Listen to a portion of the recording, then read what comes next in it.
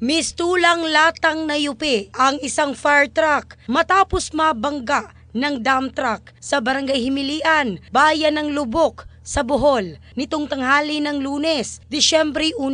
Ang Lubok fire truck ay minamaneho ng 28 anyos na bumbero, habang ang driver naman ng dump truck ay isang 38 anyos na lalaki, parehong residente ng probinsya. Makikita sa mga larawan ang bumbero na naipit sa truck. Batay sa inisyal na investigasyon ng Lubok Municipal Police Station, magkasalungat ang direksyon ng dalawang sasakyan. Pagdating sa kurbadang bahagi, nagmalfunction umano ang steering mechanism ng dump truck na naging sanhi ng banggaan sa fire truck. Walang naiulat na nasawi at agad namang naisugod sa ospital ang bumbero matapos ang joint rescue operation. Nasa kustudiya na ng pulisya ang driver ng dump truck habang nagpapatuloy ang investigasyon. In the heart of changing lives, ako si Michelle Craste ng Brigada News Philippines, the Music and News Authority.